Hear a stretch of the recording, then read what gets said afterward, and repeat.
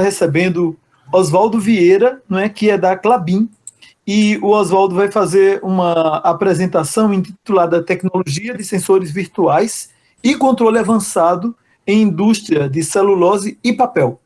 O Oswaldo, ele é engenheiro químico pela Universidade Estadual de Maringá. Posteriormente, ele concluiu na época, em 1985, posteriormente ele foi do programa de Engenharia Química da COP, ele realizou o mestrado no programa de Engenharia Química, na mesma turma até, tivemos essa felicidade de ser colegas do Oswaldo, eu e o Admiro, que está aqui presente também. Então, o Oswaldo concluiu em 89 o mestrado dele, em seguida, em 1993, posteriormente, ele fez o doutorado, concluiu o doutorado também no programa de Engenharia Química, orientado... 2003. Orientado pelo professor Henrique Luiz Lima, né, que foi também meu orientador, uma pessoa muito importante para nós todos e para o controle de processos no Brasil. O Oswaldo, ele trabalha, eu não sei exatamente desde que data, Oswaldo, na Klabin. Desde 1900 eu tive 2 anos de bolsista da Klabin, né? Enquanto eu fazia o mestrado, eu tinha uma bolsa da Klabin e uma do CNPq. Certo. Então, 87 e 88 eu fui bolsista da Klabin e do CNPq, fazendo mestrado. Depois eu terminei a tese de mestrado aqui e fui contratado em 1989 e estou aqui desde essa época, de 1989 até agora. 33 anos, mais ou menos, né? 32. 32. 32 mais 2, né? Então, uma jornada onde ele tem atuado basicamente na área de engenharia de processos, de pesquisa, com ênfase em papel e celulose. O Oswaldo tem conhecimento, trabalha com redes neuronais, outras ferramentas de inteligência artificial, controle avançado, justamente temas que ele vai apresentar hoje aqui nesse seminário. Então, a gente tem, de uma maneira geral, né, a gente percebe assim, um interesse muito grande da comunidade de papel. O Oswaldo falou que a Klabin quer mesmo ter esse papel de trazer as pessoas também para conhecer o seu processo e contribuir. Então, a gente está muito feliz hoje em receber o Oswaldo. Eu vou passar, então, Oswaldo, para a sua apresentação. A ideia, Oswaldo, é que aí você faz a apresentação fluindo normalmente e, no final, as pessoas são convidadas a fazer perguntas e comentários. A gente faz uma sessão específica para perguntas e comentários. Vou passar para você. Se desejarem me interromper, e perguntar, fiquem à vontade, tá? Maurício, está dando retorno do teu microfone, Maurício.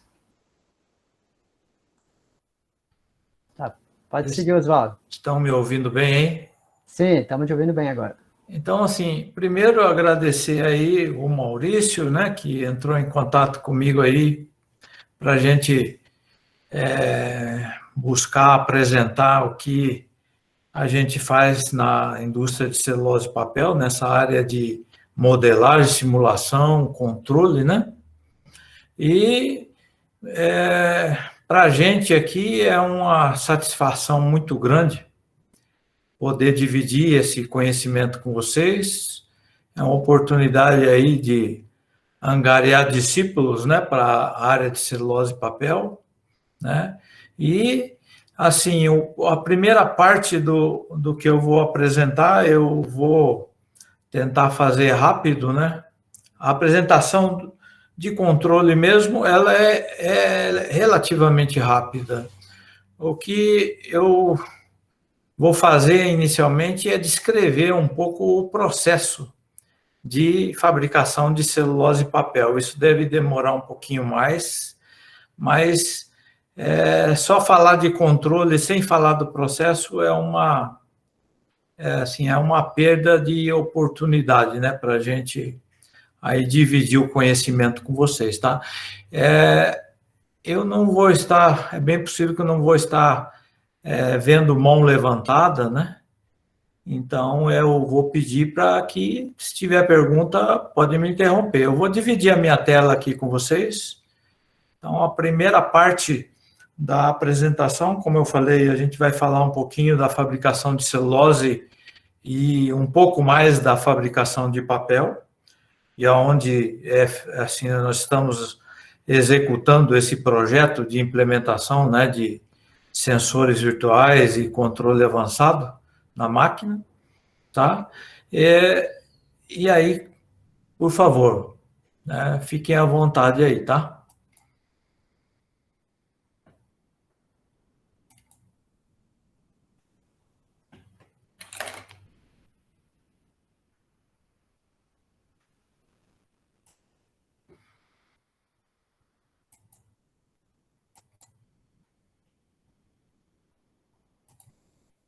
Vocês estão vendo a minha tela aí?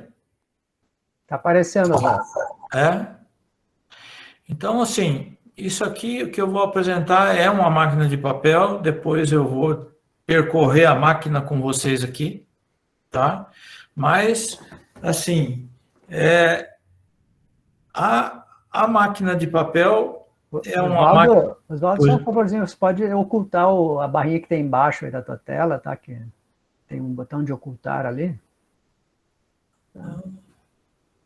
Um pouquinho mais para baixo aí.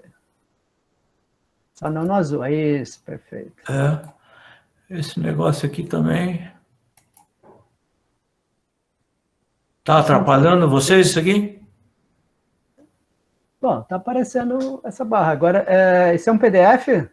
É a PDF, De repente tem aquela tecla de controle, Ctrl L, né, que põe no modo apresentação. Mas eu acho que isso funciona só no PowerPoint, né? Não, no PDF também. É? Um Ctrl L, esse deve funcionar. Vamos ver. Ih, ficou pequenininho aí. Agora, não sei se você vai dar zoom aí. Mostra a planta toda, né? Tem que dar zoom agora. Só não me pergunte como fazer isso agora. Tá, fica à vontade. Bom, essa máquina de papel, né, ela vai fabricar, né, um papel chamado Kraftliner, né? O papel Kraftliner, ele é um papel obtido a partir de fibras virgens, tá? Tudo bem? Sim, tudo bem. Então, como que essas fibras são obtidas, né? De uma maneira bem rápida, a gente recebe a madeira na fábrica, na forma de toras. Essas toras são descascadas, tá? Elas são descascadas, picadas na forma de cavacos, né? Que são pequenas partículas com tamanho e espessura devidamente especificadas, e esses cavacos são alimentados em um digestor, que o digestor nada mais é do que um reator que a gente vê aí na engenharia química, né? A gente vê esse reator sendo alimentado tanto com cavacos quanto com produto químico chamado licor branco. O licor branco é uma mistura de soda mais sulfeto de sódio, né? Em que esse produto químico dentro do reator e com presença de temperatura, né, com a alimentação de vapor, né, temperatura mais a ação do produto químico, a gente dissolve um componente da madeira que é a lignina, né, que a madeira é composta por lignina, celulose, hemicelulose, extrativos e alguns inorgânicos. Então a gente dissolve a lignina. A lignina é a componente responsável lá na madeira por ligar as fibras de celulose umas com as outras, tá?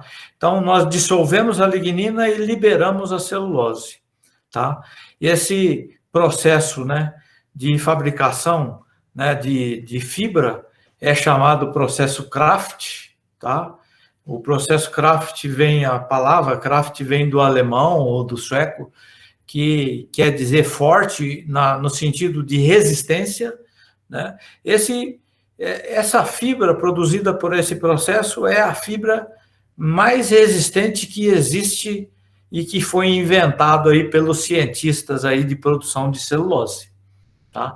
Então, até hoje nós tivemos muitas pesquisas para contrapor esse processo, mas até hoje ninguém conseguiu produzir uma polpa Kraft com a mesma resistência, uma polpa com a mesma resistência que a polpa Kraft, tá?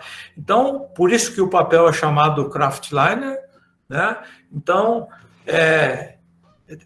como eu falei, né? Você tem a madeira, pica para aumentar a área superficial para ataque do produto químico dentro do reator de cozimento lá e liberação das fibras.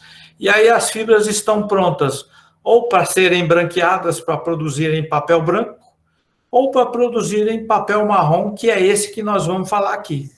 O papel Kraftliner é aquele papel marrom das embalagens, né, das caixas que a gente recebe nos nossos lares, aí, seja como embalagem de eletrodomésticos, né, embalagens de produtos de supermercado, né, que chegam embalados em caixa, né. Essa caixa tem uma capa interna, um miolo, que é aquela parte corrugada, ondulada, que fica entre a capa interna e a capa externa. Essa é a caixa. Então, nós vamos falar aqui da máquina de papel que produz o papel, a capa interna ou a capa externa, tá? E essa máquina também está projetada para produzir o papel miolo, que é esse papelão ondulado. Mas a maior parte da produção dessa máquina é para a capa interna ou capa externa das caixas. Então, o produto, né, dessa máquina, desculpe, o produto dessa máquina é o Kraftliner. A velocidade da máquina é 1.200 metros por minuto, né, a velocidade de projeto, né, e a velocidade de produção mesmo vai ser 1.150 metros por minuto. A largura do rolo, né, do rolo jumbo, que é produzido na máquina, que a gente vai ver daqui a pouco ali, é 8.200 milímetros, ou seja, 8,2 metros, tá? E na gramatura de 150 gramas por metro quadrado, a gente tem uma produção de 1.555 toneladas por dia, tá? Gramatura é a quantidade de massa por metro quadrado do papel, e é assim que é especificado, né? O produto que é produzido nessa máquina de papel. As gramaturas, o range de gramaturas é entre 90 e 200 gramas por metro quadrado. Então, até esse ponto aqui, né, eu tenho as fibras produzidas lá no digestor, no processo anterior, tá? No processo anterior, tem as fibras produzidas, que tem uma etapa na entrada da máquina, que é a preparação da massa, que é uma etapa de limpeza das fibras, limpeza da polpa, né, das fibras, e refinação dessas fibras. A refinação é uma operação de cisalhamento na superfície da folha, na superfície da fibra, né, para desenvolver microfibrilas que aumentam as propriedades físicas do papel. Tudo bem até aqui, pessoal? Sim. Tudo bem, Oswaldo. Então, nesse ponto aqui, eu tenho a caixa de entrada, que é chamada... desculpe, essa máquina aqui eu vou mostrar primeiro o comprimento dela. Ela tem indicado aqui 195 metros, conseguem ver aqui? Então, ela tem 195 metros de comprimento, tá? E ela começa aqui na caixa de entrada. A caixa de entrada, nós temos duas camadas, essa máquina, né? Duas caixas de entrada.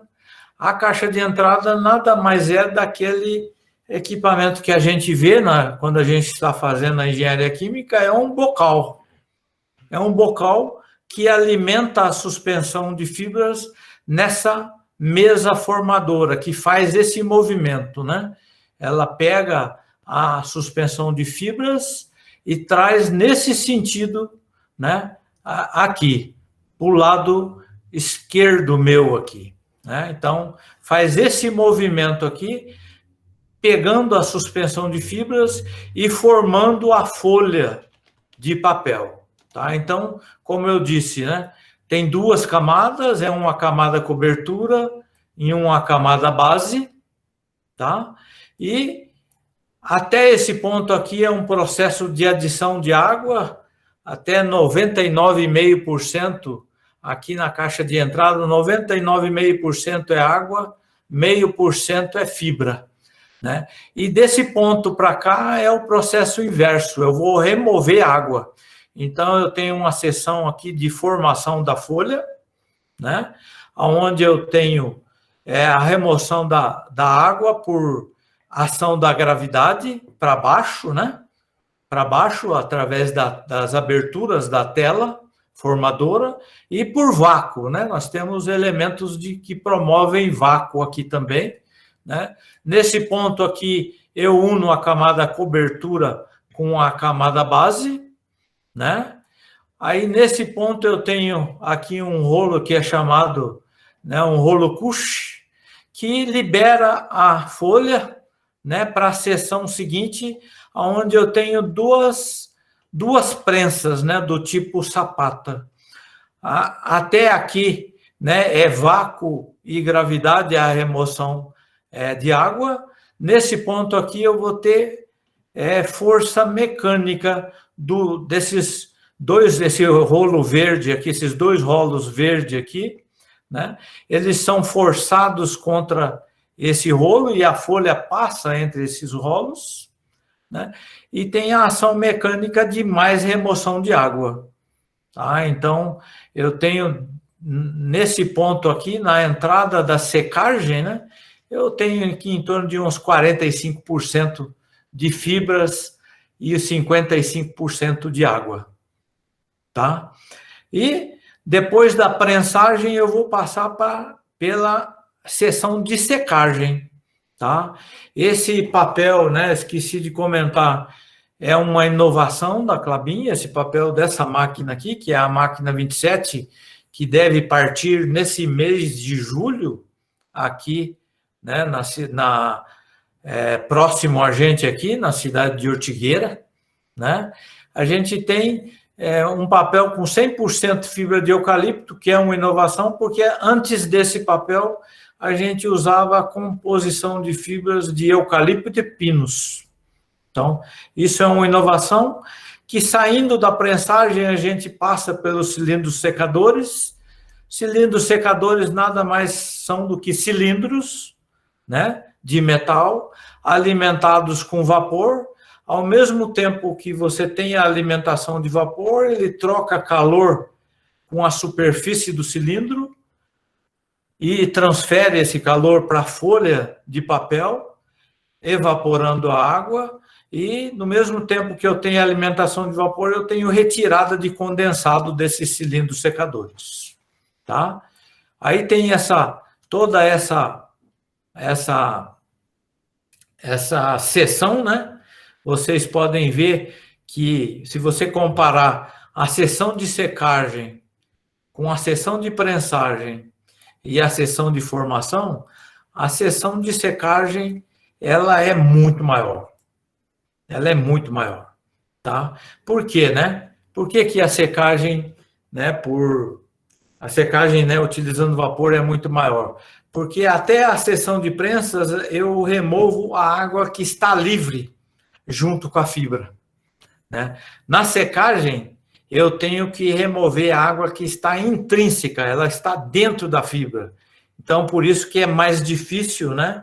E a seção de secagem é a etapa mais cara, né? Mais cara do processo de fabricação de papel, comparando com a prensagem e com a formação, tá? Até a primeira sessão de secagem aqui, tudo bem, pessoal? Alguma dúvida?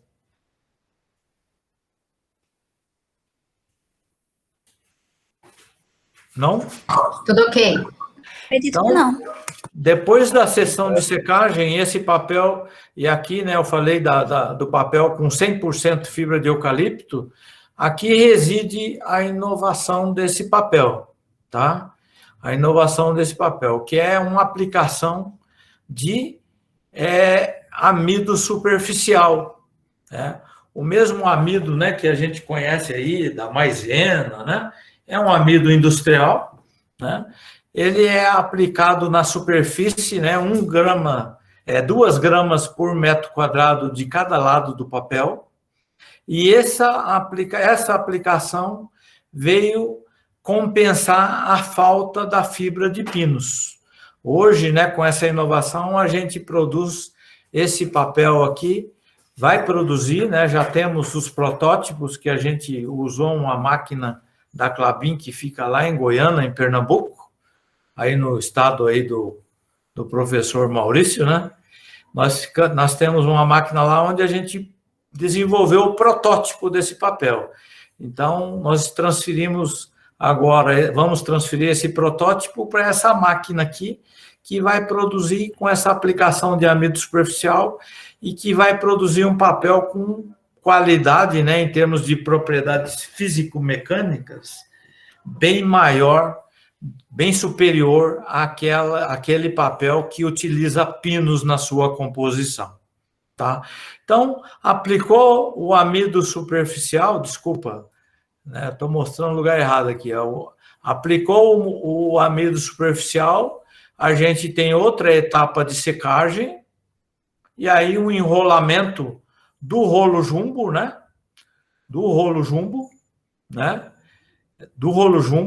e que depois esse rolo jumbo vai ser rebobinado nessa outra operação aqui, que é chamada de rebobinadeira, né? Rebobinadeira, e que vai ser, vão ser produzidas bobinas com o formato, né, que a gente fala, com a largura da bobina e o diâmetro da bobina especificado pelo cliente. Tá? Então, esse aqui é o método, né, que a gente utiliza para fabricar o papel, sendo que esse papel, ele tem o nome, né, ele recebeu o nome de Eucaliner. O Euca é de eucalipto, né? O Euca é de eucalipto e é 100% eucalipto, e com esses protótipos a gente já testou em vários pontos aí do mundo, em várias plantas de conversão do mundo, tá? E o resultado tem sido um sucesso. Tudo bem, pessoal? Com relação ao custo, é mais barato produzir com amido em lugar do pinus? E com relação às propriedades, quais seriam as grandes vantagens de se usar o amido? O amido, como eu disse, né, começa lá na madeira, né? O eucalipto, a gente tem, para produzir a madeira de eucalipto, a gente tem aqui na nossa região em torno de 7 anos para produzir a madeira de eucalipto para ser descascada e picada. E daí depois produzida a fibra. Ao passo que a fibra de pinos a gente leva em torno de 12 a 14 anos. Então, isso na nossa região, porque na Bahia, por exemplo, o pessoal já colhe madeira de eucalipto com 5 anos. Então, você pode imaginar a diferença de custo já, né? Da madeira. Então, você tem um ciclo muito mais rápido do eucalipto comparado com a fibra longa. Entendeu? Uhum. Então, esse é um item importante do custo. Nós temos uma vantagem em relação aos nossos competidores escandinavos que precisam aí de 40, 50 anos para ter uma árvore aí, ainda com pequeno diâmetro, para produzir fibra, né? Então, a competitividade já aí é muito diferente, tá? Em termos da aplicação de amido, a aplicação de amido superficial, ela não é uma novidade, mas a aplicação de amido superficial, ela sempre foi utilizada em produção de papel chamado testliner, diferente do craftliner. O testliner é aquele papel que a gente produz com fibra reciclada. Essas fibras, né, esses papéis que são coletados nas ruas, eles retornam para as fábricas de papel reciclado, né?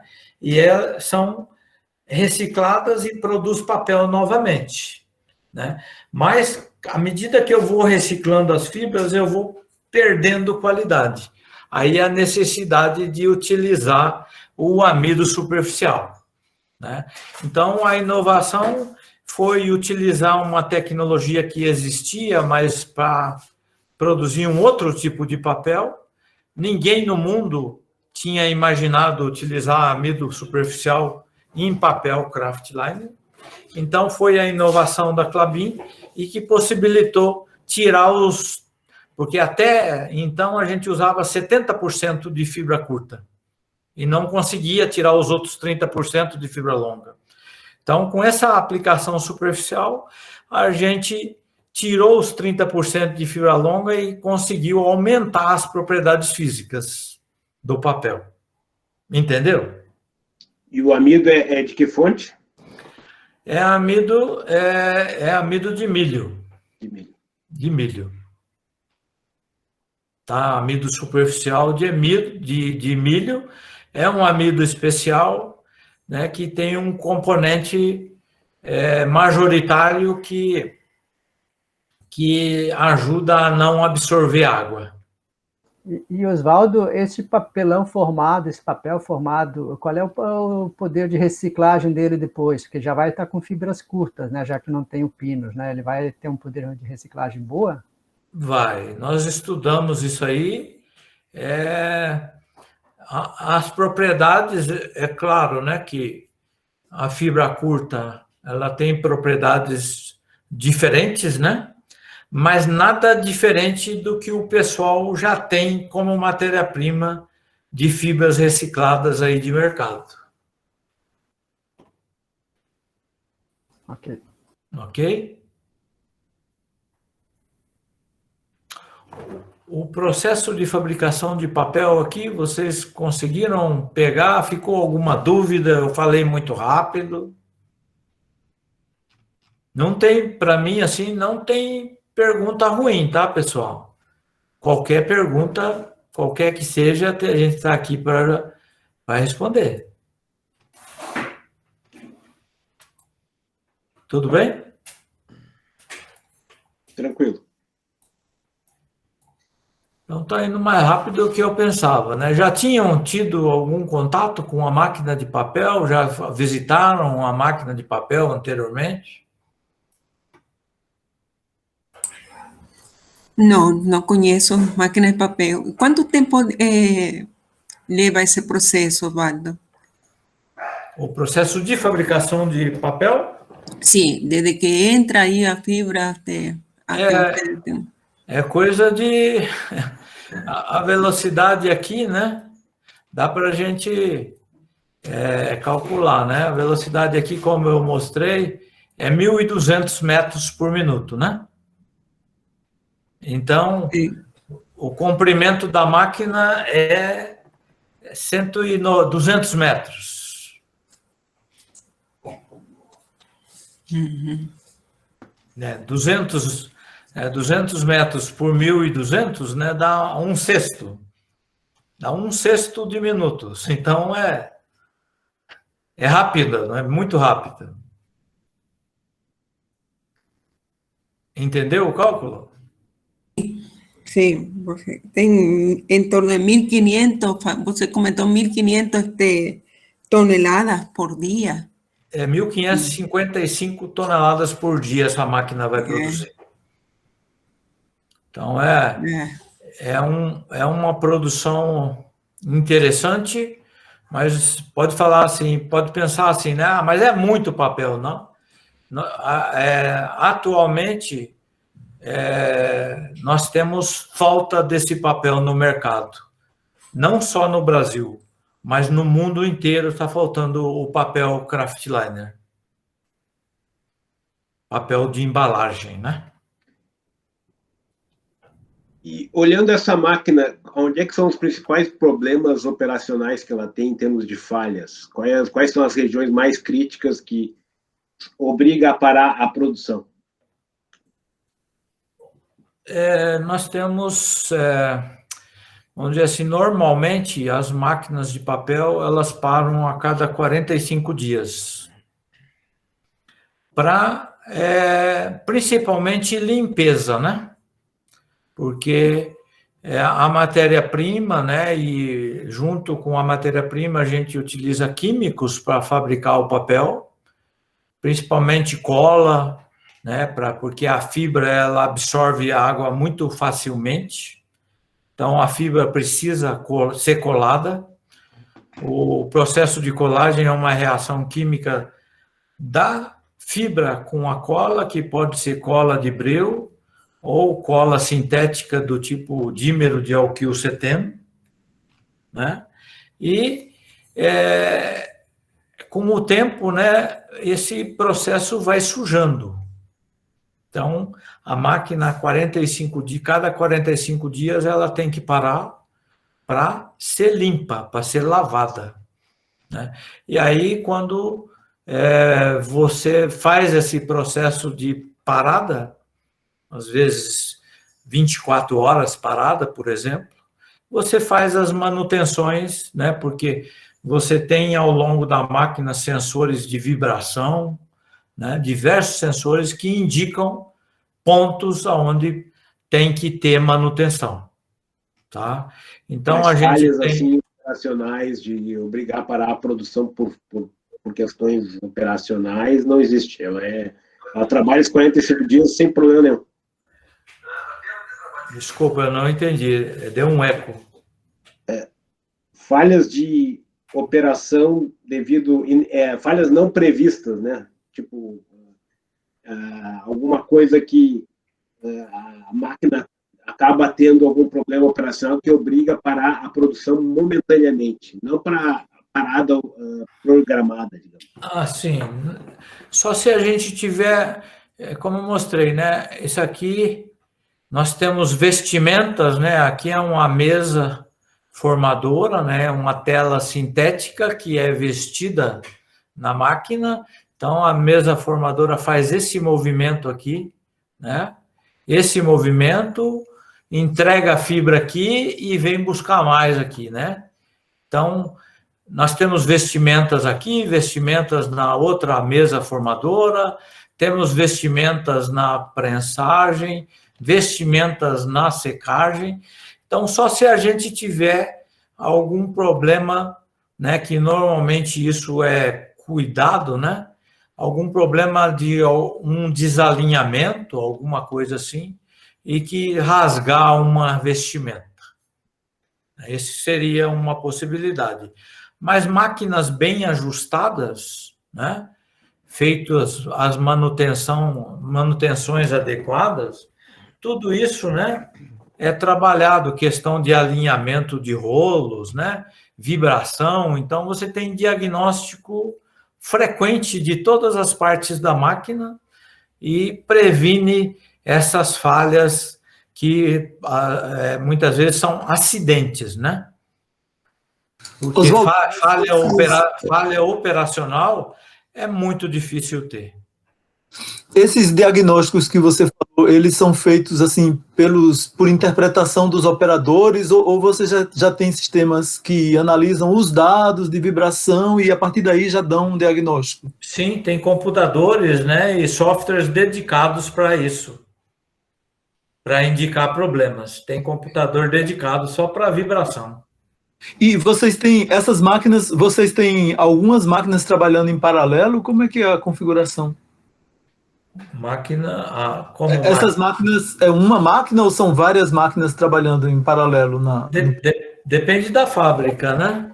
Uhum. Na fábrica que eu fui criado aqui, praticamente, a gente tem 2 máquinas de kraftliner e 2 máquinas de cartão para alimentos líquidos. Então, são 4 máquinas em paralelo, né, que pegam fibras dos cozinhadores e transformam em papel.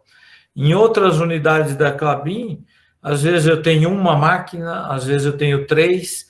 Nessa unidade aqui vai ser a primeira máquina, né? Vai ser a primeira máquina que vai partir agora em julho, e em 2023 parte a outra máquina parecida com essa, só que para fabricar cartões também, além de papel kraftliner. Oswaldo, você tem que mudar as condições da operação, eventualmente, assim, em função de variações na matéria-prima, entendeu? Da própria madeira, ou ela é mais ou menos robusta, assim, do ponto de vista de adaptação das condições operacionais em função da matéria-prima, entendeu? O que a gente faz, né, para prevenir problemas causados pela matéria-prima, primeiro, a gente especifica idade da madeira, né? A gente tem conhecimento e a gente especifica para a área florestal a idade da madeira, o tempo pós-corte, né? Então, tudo isso a gente trabalha para equalizar a qualidade, para a gente não ter surpresas com madeira, né? Porque a madeira varia. Então, a gente tem, assim, feito esse trabalho ao longo do tempo, né? E isso ajudou muito, né? A gente especifica para a área florestal qual a madeira que a gente pode receber na fábrica para descascar e produzir cavacos e cozinhar. Então, esse é um trabalho. A questão da variação da polpa, né? A gente tem os digestores, ou que é um reator, né? O digestor ou cozinhador é um reator onde você cozinha usando produto químico, né? Que é soda mais sulfeto de sódio, temperatura e tempo dentro do reator, né? Então, a gente tem especificado qual que é o teor de lignina que a gente precisa, né? Então, esse é o principal parâmetro que a gente controla na polpa para não ter variações na máquina de papel. Consegui responder, Maurício? Sim, sim, com certeza. Então, assim, da mesma forma que na máquina de papel, né, a gente tem a parte de controle, né? Você pode comparar a máquina de papel, você pode comparar com os sistemas de controle de um 737. Então, os laços de controle são quase que na mesma magnitude, tá?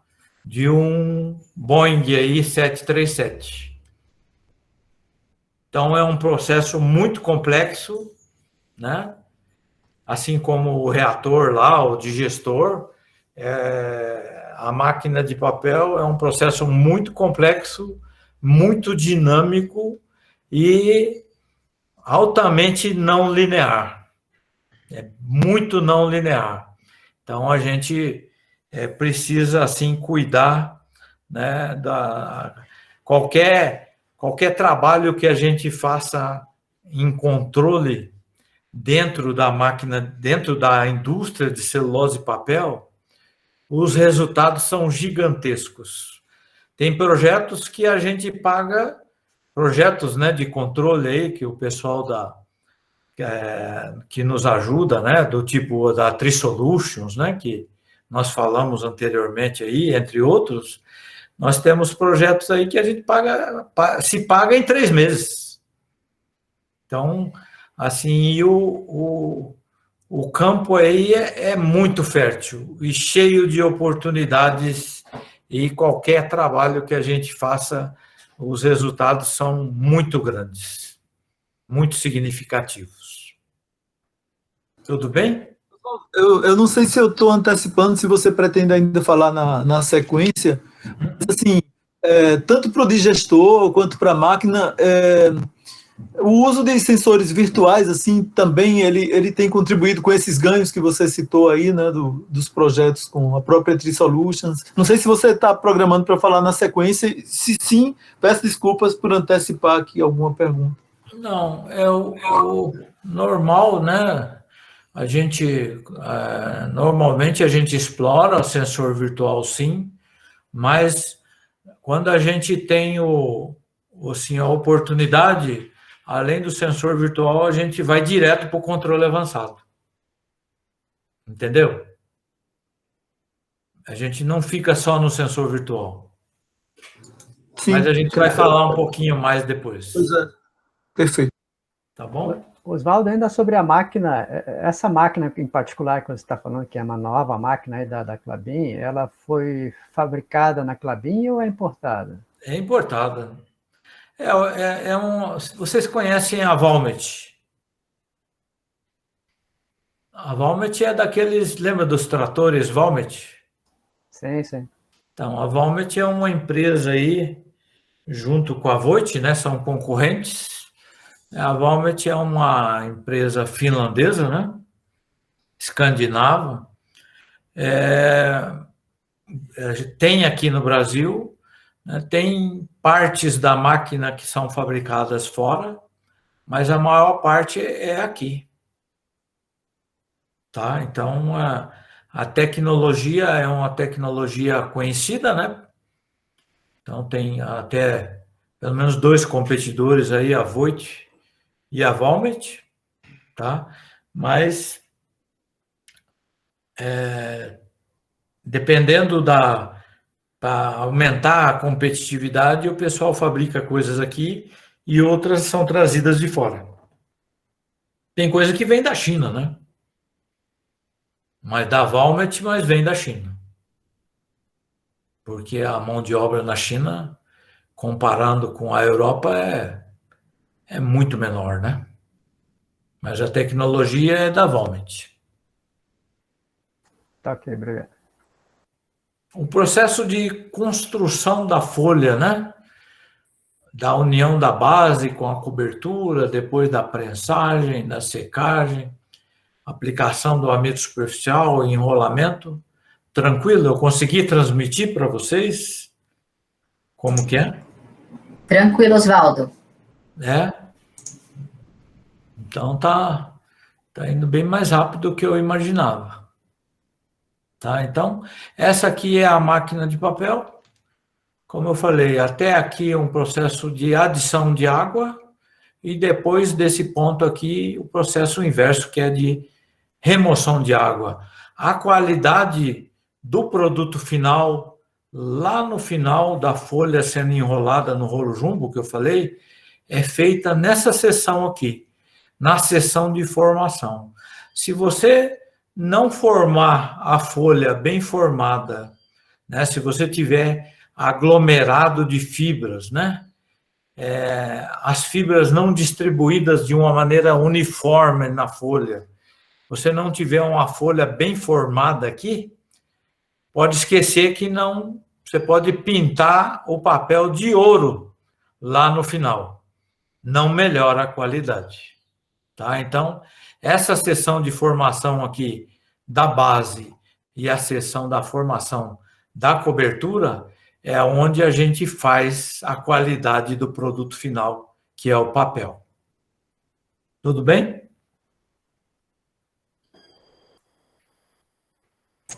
Ok.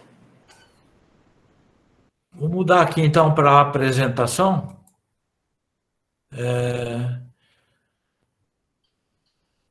Primeiro, né, eu só vou falar um pouquinho aqui das propriedades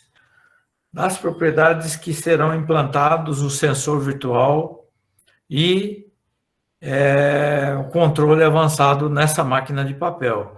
A primeira propriedade que a gente vai modelar lá e depois construir o sensor virtual e depois implementar o laço fechado de controle, né, controle avançado, é o SCT, né?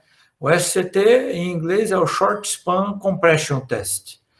Nesse ensaio de laboratório, que essa propriedade é uma propriedade do papel, né, a gente tem uma amostra com largura de 15 milímetros, uma fita, né, com largura de 15 milímetros, que é colocado, já mostro aqui as presilhas, colocado entre 2 presilhas, afastada de 0,7 milímetros, e depois essas presilhas são forçadas uma contra a outra, até que uma falha aconteça. A força máxima, né, em kN por metro né, que causou a falha representa a resistência à compressão, tá? Esse ensaio de short compression, né, ele é correlacionado diretamente com a resistência ao esmagamento da coluna de uma caixa de papelão, tá? Então, é uma maneira de ver a resistência, né, que a caixa tem ao empilhamento das caixas lá nos depósitos, tá? Então, a gente mede o quanto que a caixa suporta, né, quanto que ela resiste à força de compressão. Então, aqui são as presilhas que eu falei, a largura da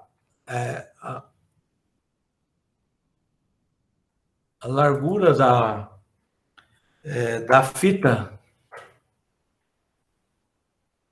a largura da fita, acho que agora vai. Largura da fita que é 15 milímetros, a distância entre as presilhas que é 0,7, e essa aqui é a falha que acontece quando eu forço as presilhas, faz esse movimento, né? Essa presilha para cá e essa presilha para cá, força, acontece essa falha. E isso é simulado nesse equipamento aqui, tá? Que tem a ilustração das presilhas aqui, e esse ensaio, ele é feito na direção transversal da máquina de papel, na direção transversal da máquina de papel. Então, esse é o Short Compression Test, que é o primeiro ensaio. Aí, o outro ensaio é a resistência ao estouro, né? A resistência ao estouro, a gente coloca um corpo de prova entre dois anéis, tá?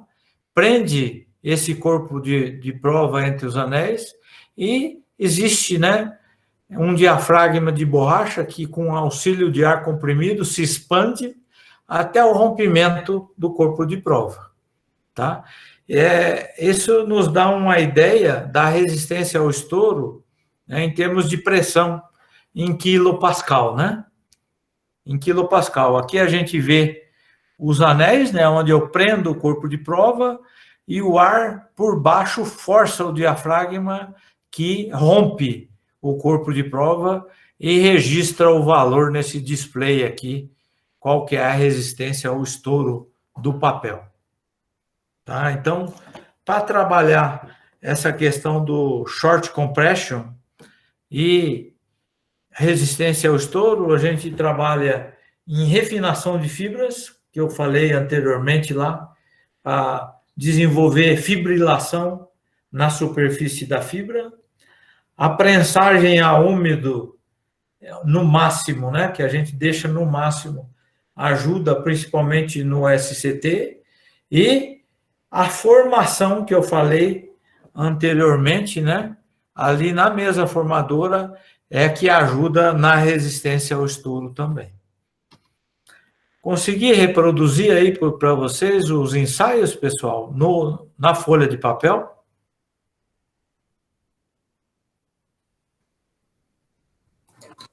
Sim, Oswaldo. Sim. Então, como eu disse, né? Seria assim, para a gente entender direitinho como fabrica o papel, seria bom fazer assim, ver como que fabrica a celulose, que tem todo um processo de fabricação de celulose, né? Depois, todo um processo de fabricação de papel, só que daí eu precisaria umas 2 horas, pelo menos, para falar de celulose, e umas 2 horas, sendo bastante rápido, para falar da produção de papel. Aí um dia, né, se vocês se interessarem, a gente pode fazer isso, se vocês acharem que vale a pena e vai contribuir com alguém aí no curso, tá bom?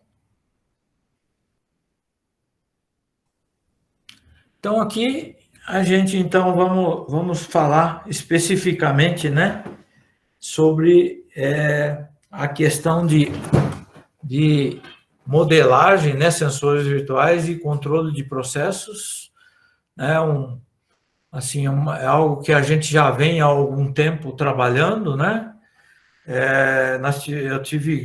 quando eu coordenava, né, hoje eu não coordeno mais a equipe de engenharia de processos aqui de Monte Alegre, mas quando coordenava, né, eu, o meu chefe, o chefe do meu chefe, nós montamos, além da engenharia de processos, nós montamos uma equipe dedicada a esse assunto, dentro da indústria de celulose e papel. Então, aqui em Monte Alegre, a gente tem gente cuidando disso, umas 3, 4 pessoas, além dos prestadores de serviço, né?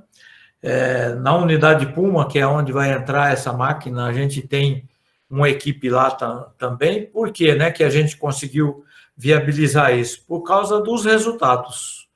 Os resultados, como eu falei, são significativos e resultados muito grandiosos, com tempos de retorno rapidíssimos, né? Tempos muito rápidos de retorno. Então, isso que viabilizou, né, tanto o investimento na parte de recursos humanos, né, de software, né, e de hardware, né? Então, e é uma coisa interessante, né, porque ao longo do tempo, ao longo desses 20 anos, né, desses 20 anos, a gente teve um desenvolvimento muito grande em todos esses quesitos, né? Na parte de hardware, os softwares ficaram muito amigáveis, né? E o que a gente precisa é aquele outro componente, né? Que é o que vocês trabalham aí, né? A gente tem o software, a gente tem o hardware e a gente tem o humanware, né? O humanware é um item muito importante nesse trabalho aí. E gente que entende de processo é o pessoal adequado para trabalhar com esses projetos, porque é muito mais fácil você ensinar o pessoal a mexer, né, tanto com o hardware quanto com o software, do que para quem entende de processo, do que o contrário, né? Ensinar processo para quem entende do software e do hardware, tá? É a experiência que a gente tem tido aqui ao longo desse tempo, tá, pessoal?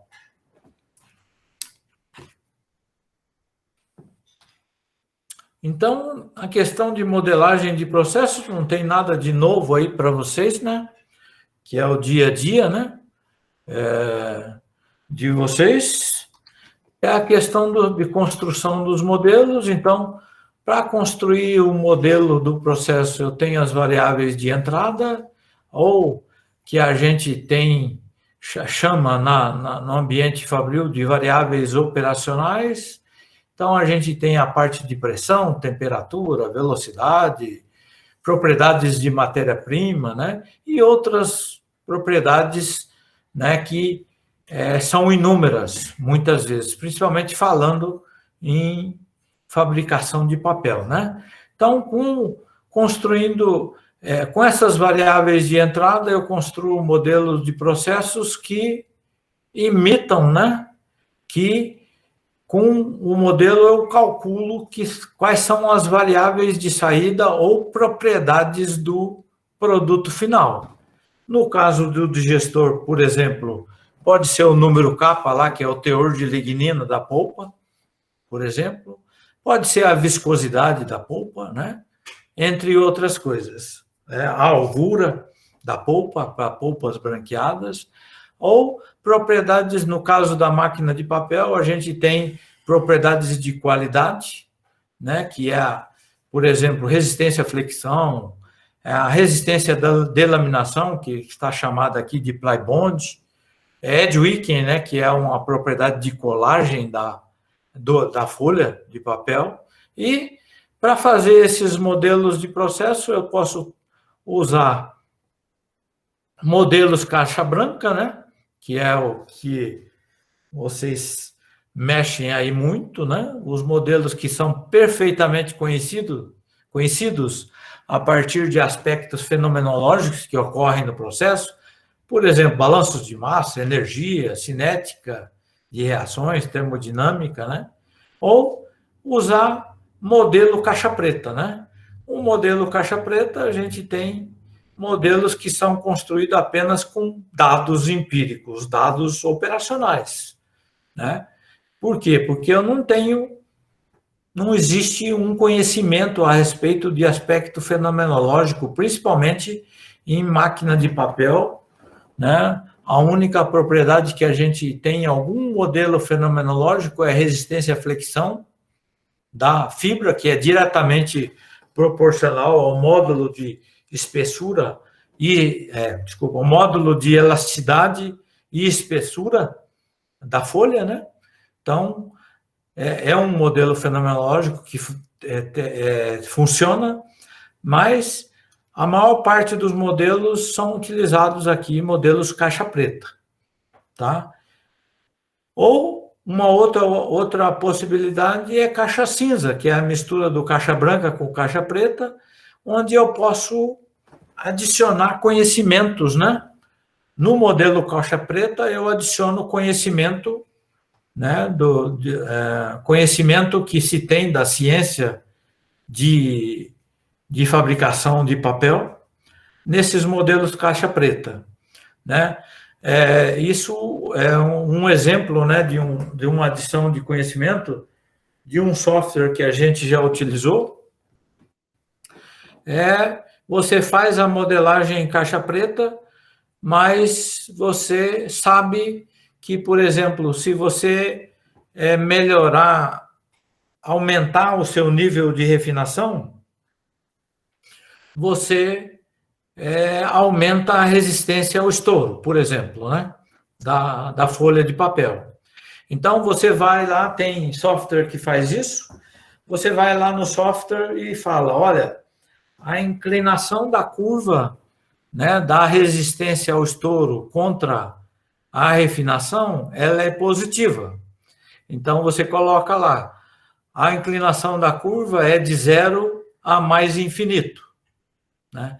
Quando é o contrário, né, quando a propriedade física diminui com o aumento da variável operacional, a gente faz o contrário, a gente coloca lá a inclinação da curva, ela vai de menos infinito a 0. Tá? Então, esse é um exemplo de modelo caixa cinza, né?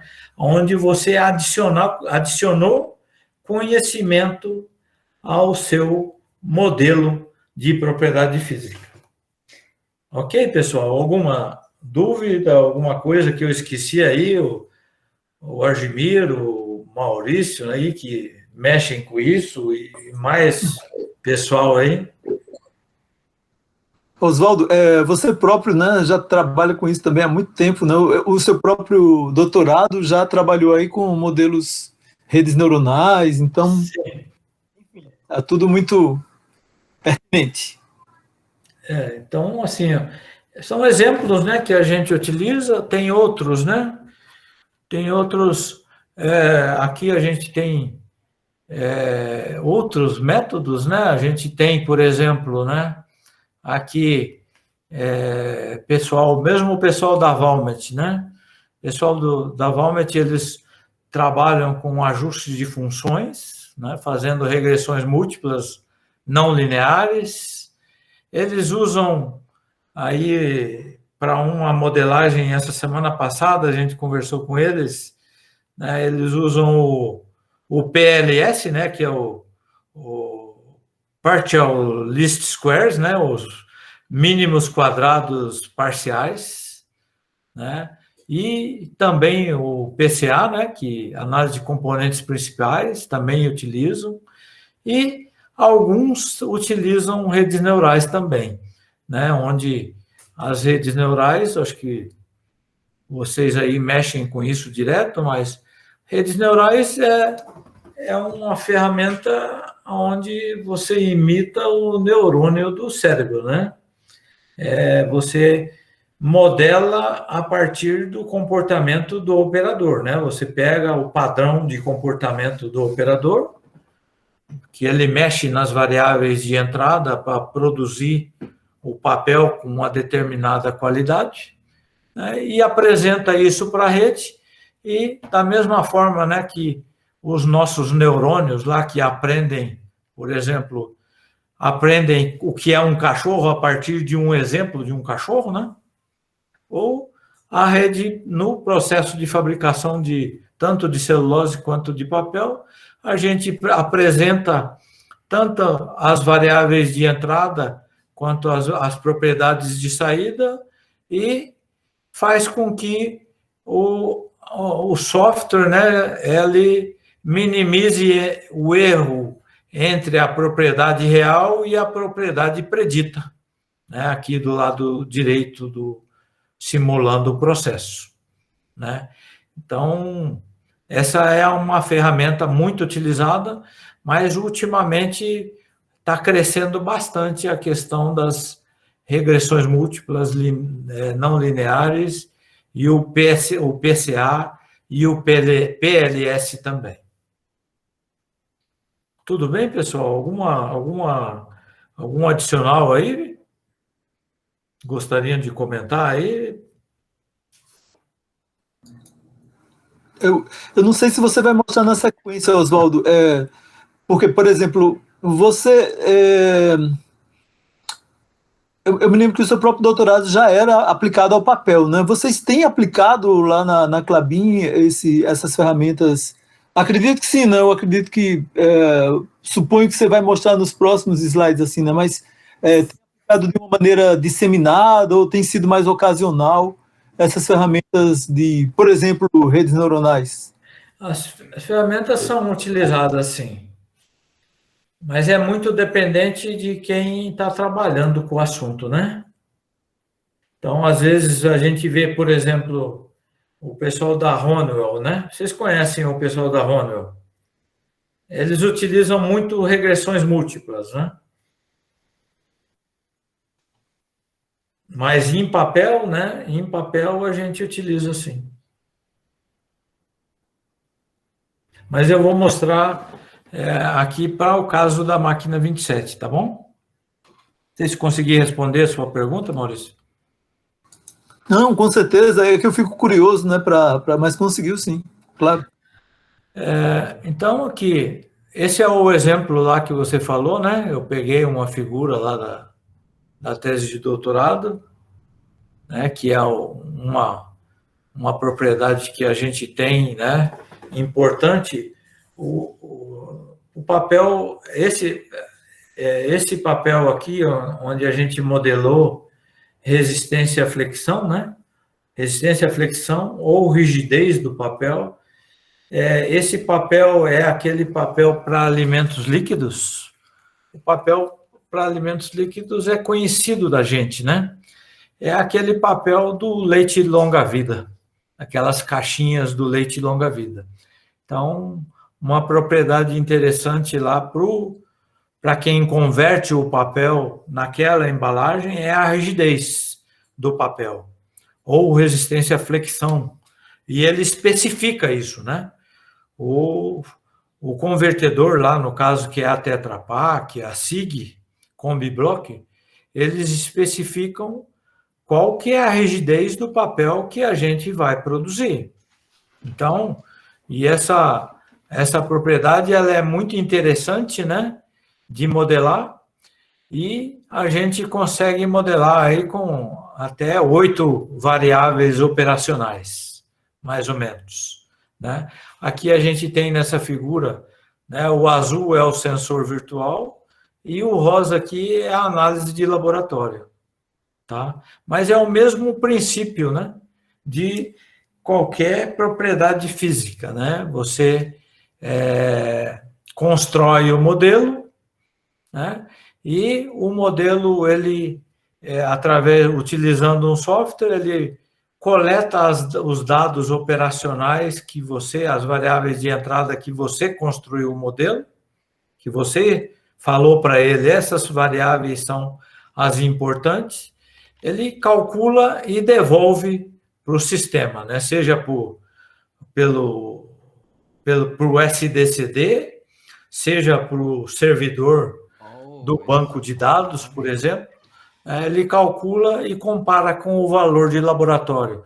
Ao invés do operador esperar a cada 40, 50 minutos ter um resultado de laboratório, a cada minuto ele tem o resultado calculado pelo modelo matemático.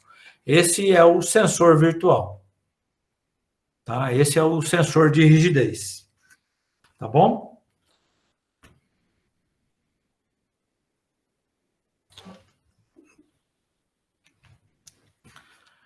Então, aí entrando direto, né, na parte de controle avançado, né, aí é uma ilustração daqueles sistemas hierárquicos, né, que a gente vê quando a gente está na escola, né? Então, a gente tem a parte de controle regulatório, que é o sistema, o SDCD, onde a gente tem as medidas dos processos e os atuadores do processo, né? A gente tem a parte de controle avançado e de otimização, né? Principalmente a parte de otimização, que a gente utiliza, né, os valores especificados pelos clientes, né, das propriedades físicas, né? E utilizando os modelos que a gente constrói, a gente inverte o modelo. Eu tenho o valor da propriedade física do produto final, por exemplo, né? Com a rotina de otimização, eu vou determinar quais são os set points para alcançar, né, aquelas propriedades físicas do produto final, que esses set points vão ser alimentados na parte de controle avançado, que, por sua vez, vão ser também alimentados no SDCD. Tá? Então, a gente tem a parte de otimização, que pode utilizar uma função objetivo, por exemplo, econômica, né? E a parte de controle avançado é a gente utilizando os nossos modelos matemáticos junto com a otimização e com o controle avançado, a gente pode fechar o laço de controle e até tirar o controle da mão do operador para produzir o produto de acordo com a especificação. Algum comentário aqui, alguma pergunta?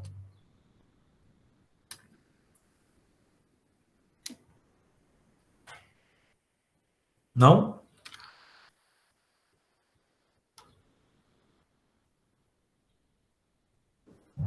Acho que tá indo tudo bem, Oswaldo. Pode prosseguir. Então, aqui, vamos começar a falar da máquina 27, né? Nós vamos ter modelos de predição de qualidade, sensores virtuais. Então, a gente tem equipamentos, por exemplo, esse MapQ aqui, é um analisador de morfologia de fibras. O que é morfologia, né? Comprimento, largura de fibra, entre outras, espessura de parede de fibra, entre outras propriedades, né? A gente tem esse equipamento que faz a análise de morfologia. Então, essas variáveis são variáveis já de entrada para a gente construir os modelos, né? Então, esses modelos, eles são construídos, né, utilizando várias técnicas que a gente já falou, né, utilizando modelagem multivariável, onde a gente vai construir modelos que vão nos dar os valores preditos contra valores reais, né? Então, a gente tem exemplos aqui, passe de prensa, né? Percentual de fibra, cinza, né, do papel, entre outras coisas, como variáveis de entrada. Então, as variáveis de entrada, né, constrói o modelo, tem as propriedades de resistência aqui calculadas, que podem ser comparadas com os valores de laboratório, mas o resultado é muito mais rápido, é questão de minuto, né? o operador ter na mão dele o que ele está construindo de qualidade na sua máquina de papel. Então, a gente vai ter, então, nos serviços que esse pessoal vai fazer, predições, né, estimativas online para que vão ser usadas não só para sensores virtuais, mas para controle também, né? Vamos ter essas propriedades modeladas, né? Dentre essas propriedades modeladas vão ser o short compression test e a resistência ao estouro, mas outras propriedades podem ser modeladas, né? Resistência ao rasgo, resistência à tração da folha, né? Entre propriedades de esmagamento, né? Do papel miolo, né? Entre outras propriedades, tá? E quando a gente modela, a gente implementa online, que pode ser visualizado aí pelos operadores e até corrigido o processo de fabricação, se o valor estiver fora, tá? Entre os benefícios, né, a informação online disponível, a qualidade do produto final vai ficar mais estável, mais estável, e essas predições de qualidade online já nos ajudam a otimizar até produtos químicos e uso de produtos químicos e matérias-primas, além de energia e a própria qualidade.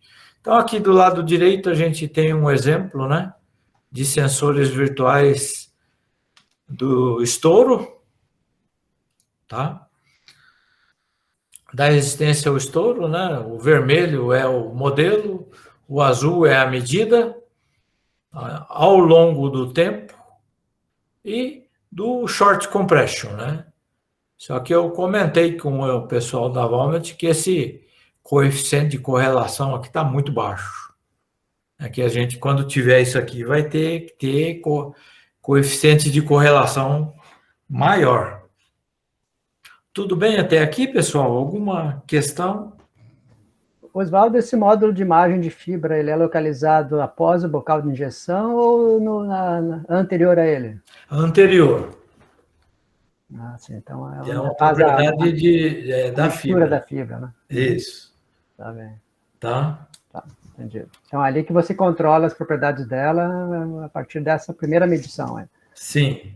E é interessante aí que esse módulo de predição aí de imagem, o método que eles utilizam são redes neurais, tá?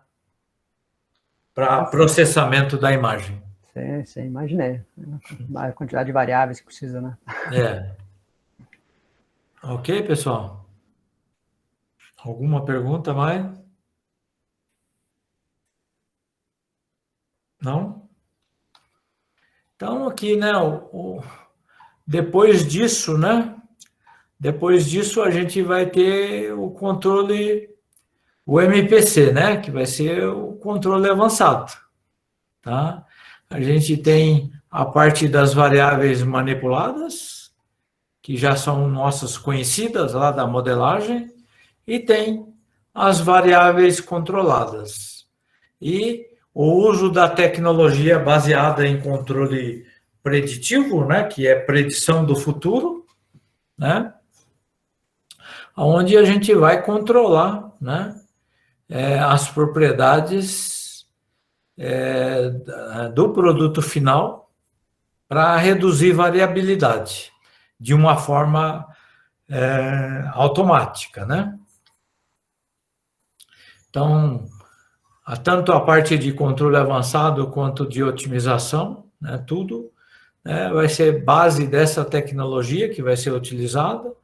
Entre as variáveis manipuladas, a questão de refinação, né, energia específica de refinação, mistura de fibras, né, embora aqui seja 100% eucalipto, tá? Fluxos, né, dosagem de amido e outros produtos químicos, a remoção de água, prensagem a úmido, passes, né? Passes, mudança de um estágio para outro, porque é uma produção sequencial, né? A fabricação de papel. Cinzas totais na folha, entre outras variáveis aí que vão ser manipuladas dentro aí da tecnologia de controle preditivo. Oswaldo, essas cinzas totais, elas são manipuladas, é? Eu achei que... Para determinada... Essa máquina, ela vai produzir, além do papel marrom, né? Ela vai produzir um papel que tem uma cobertura branca, que é chamado papel white top, né? E dentro dessa parte branca, que é a cobertura que eu mostrei lá na máquina de papel, né? A gente utiliza carbonato de cálcio para melhorar a formação da camada branca, porque a camada marrom, ela é marrom. Então, eu coloco uma celulose branca sobre uma camada marrom, fica um aspecto meio marmorizado. Então, o carbonato de cálcio ele vai preencher aqueles pontos onde estão mais escuros na folha. Tá? Então, essa é a cinza que a gente fala do papel, o carbonato de cálcio, em suspensão, né? Sim, entendi. Tá bom? Oswaldo, nessa estrutura de MPC, você tem um único controlador com 15 variáveis controladas e 14 manipuladas, ou são 3 controladores que trabalham juntos? É um. Até onde eu sei, é um. Mas é uma boa pergunta, viu? Uhum. Até onde eu sei, é um. Mas eu fico devendo essa resposta e eu respondo depois para vocês, tá bom? Tá bom, Oswaldo. E é uma solução assim comercial isso aí, né? Um controlador comercial para o qual foi desenvolvido o modelo. Assim, cada trabalho de construção de controle avançado é aquela solução tailor-made, né? Uhum. Então vai ter a configuração, né? Não vem pronto. Mas é um NMPC baseado em redes neuronais, não é isso, imagino? Ou em funções, né? Certo. Esse é o controlador da Pavilion, da Rony, ou é o controlador da Trissolution, que também tem um NMPC? Esse é da Valmet. Ah, esse é da própria Valmet. É da própria Valmet. Eles têm isso. Então já vem com equipamento. Já vem com equipamento. Mas a gente vai construir isso aí, né? Tem uma equipe desse projeto. Mas a gente precisa agora a máquina começar, né? Para a gente começar a coletar os dados, para construir os modelos,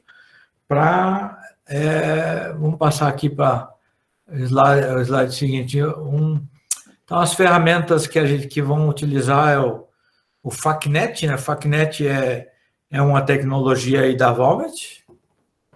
E esse QualStat aí é uma ferramenta de mercado aí, que eu estava olhando, tem para vender isso na internet. Para a construção dos sensores virtuais, né? Não sei se vocês conhecem esse QualStat. Não, eu não. Tá?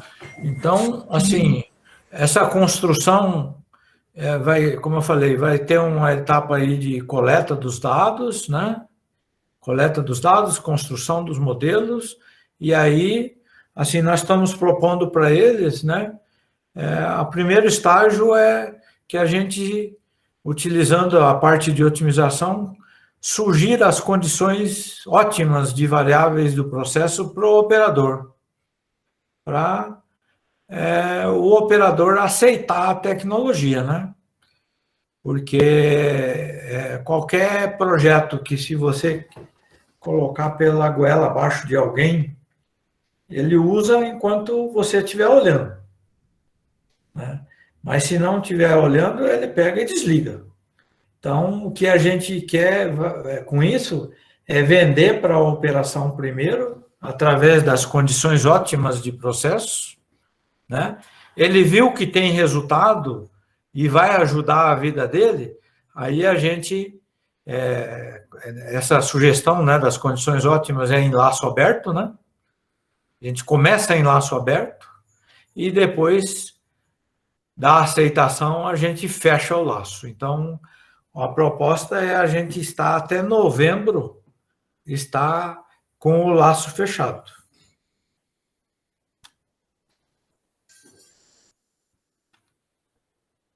Tudo bem, pessoal?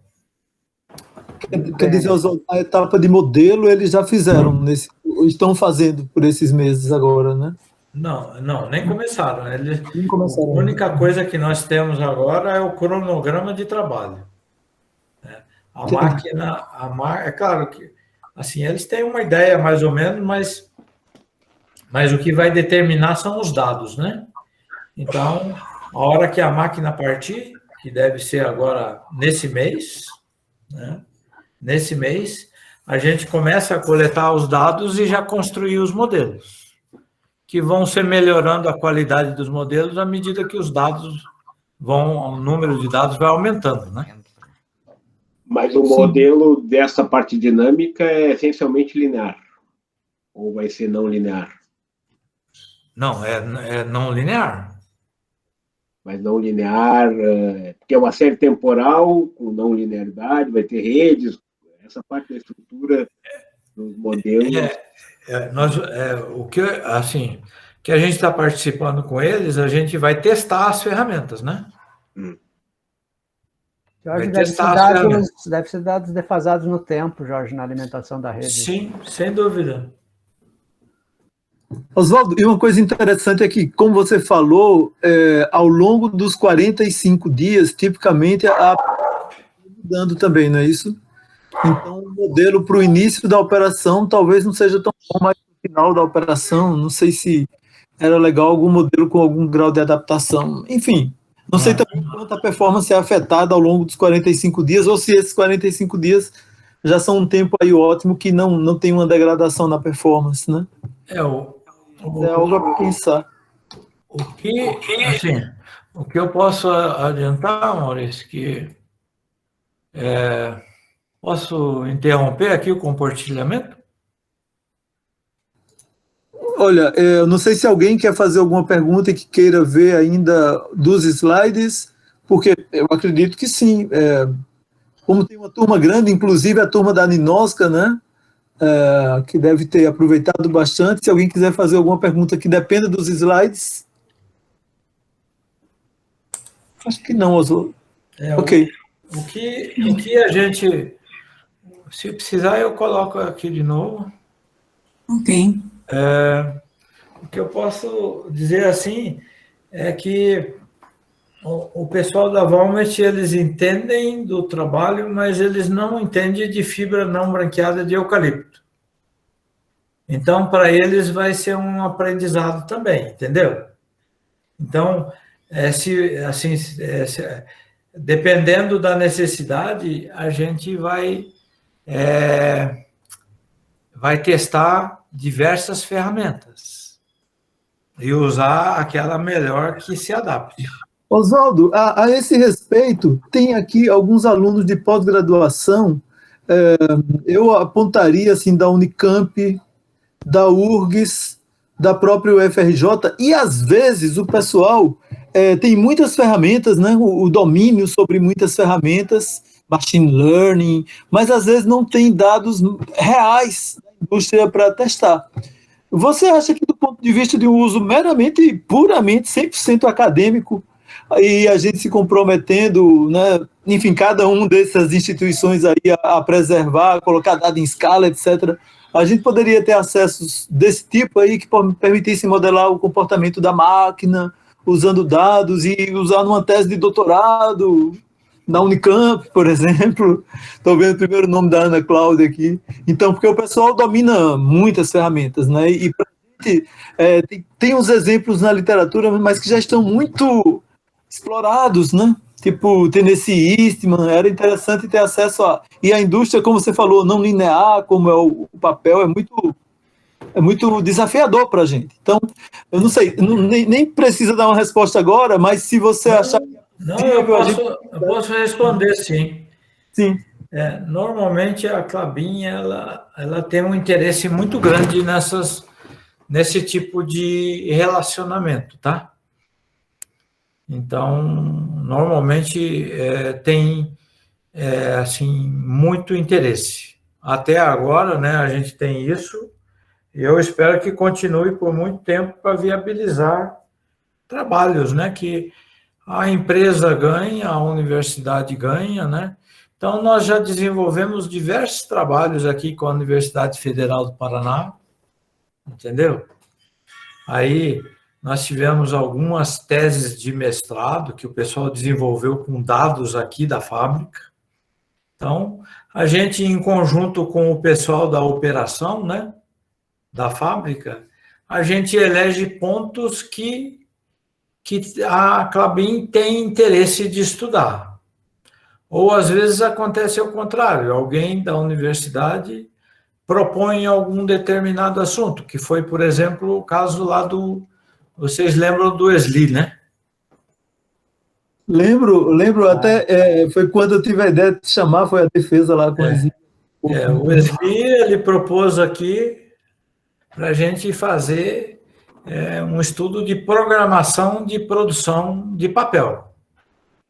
Né? E aí, eu propus para o pessoal da fábrica, todo mundo gostou, e aí a pessoa que trabalhava lá com ele, na tese, né, que estava querendo um trabalho aplicado, né, queria fazer um trabalho aplicado, fez, apresentou já, né, foi um trabalho muito interessante, até a gente está devendo uma conversa com eles lá para a gente ver como que a gente avança com isso, né, com uma ferramenta talvez um pouco mais amigável, né, e esse é um exemplo, né? E tem muitos outros. Então, Maurício, aí é só a questão de propor, né? E a gente vê, discute com a fábrica, e isso gera conhecimento tanto para a universidade, quanto para a empresa. E normalmente a um custo muito baixo. Né? Então, a única coisa que a gente tinha alinhado lá, mas não deu certo por causa da pandemia, é que a pessoa viria visitar a gente aqui, né? Para ver a máquina que ela construiu a programação de produção. Mas não deu certo. Mas assim, passar dessa fase, para quem for, vai ser uma grande oportunidade, com certeza, né? Então, assim, nós estamos à disposição aqui, Maurício, todos vocês aí, né? Nós estamos à disposição. Assim, tendo assim, boas ideias, né? Só a única coisa é a questão, às vezes, sai uma discussão de melhoria para o lado da empresa, né? Alguma coisa assim. Então, se tiver paciência com isso, é tranquilo para a gente ir adiante. Porque a empresa tem muito interesse nisso. Não sei se consegui responder a sua pergunta.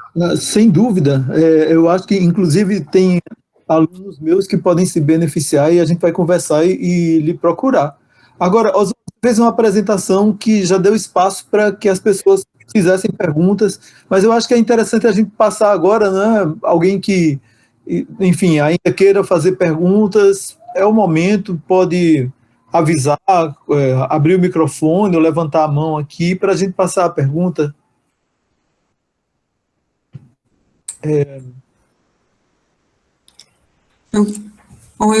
Oi, Waldo, eu queria perguntar, o que você falou de que esse equipamento já vem instrumentado com esses diversos sensores que você vai a especificar como variáveis controladas, que são muitas delas são por análises morfológicas da fibra. você acabou de mencionar uma coisa que é importante de decisão de parte da indústria, um grau de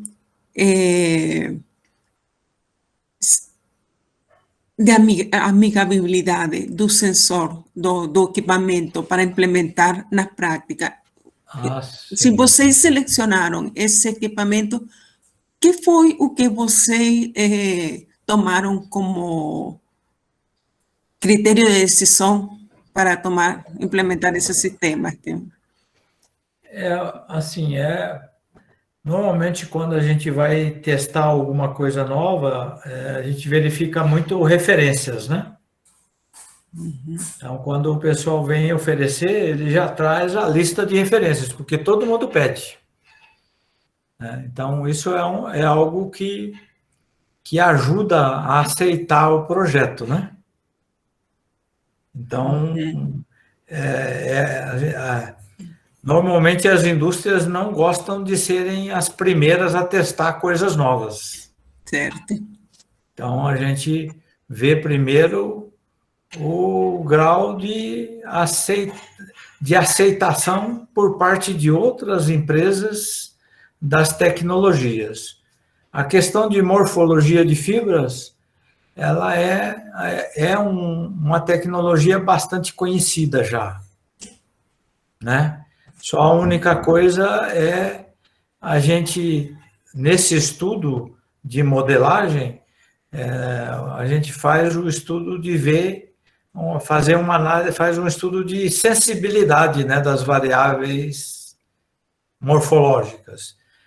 Ver aquelas variáveis morfológicas que influenciam mais na propriedade física do produto final.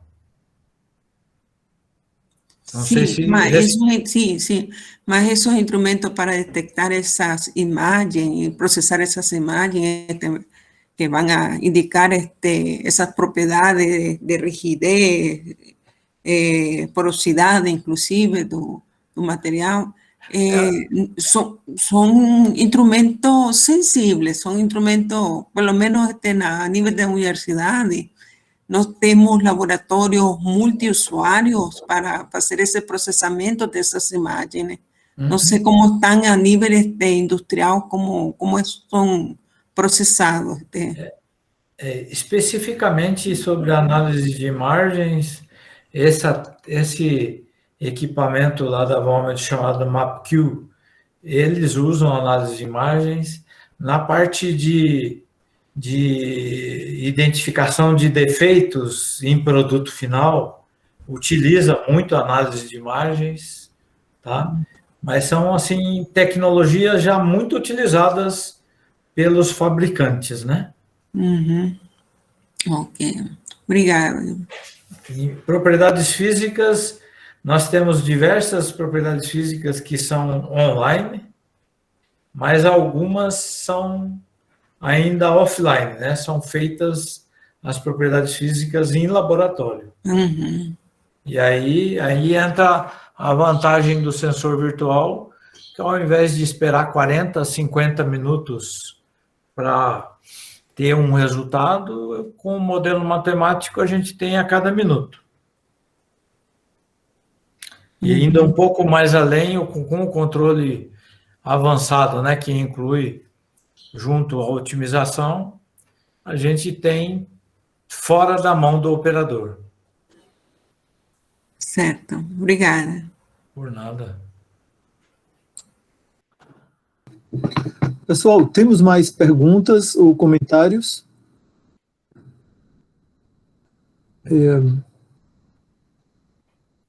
Boa tarde. Não sei se... Sim, o Rafael Martelo levantou a mão. Isso. Pois não, Rafael.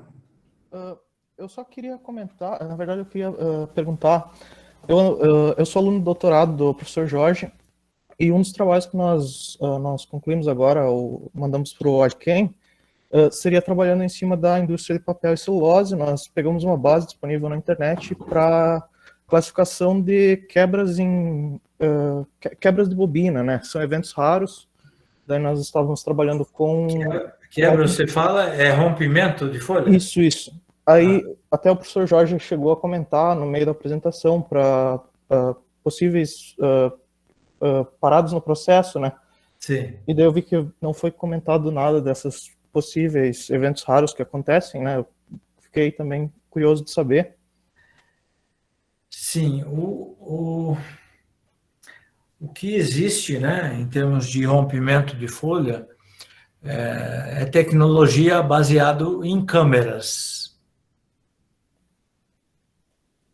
Em câmeras, né? O pessoal monitora no sentido de fazer diagnóstico por análise de imagens obtidas por câmeras. Essa base que eu trabalhei, elas seriam sensores do equipamento mesmo, e daí a busca é identificar, basicamente classificar em cima dos dados de matéria-prima, dados de processo, e conseguir separar, fazer uma classificação nesses dados, né? Esse tipo de tecnologia, ele avançou muito com papel fino, né? Uhum. Com papel de baixa gramatura.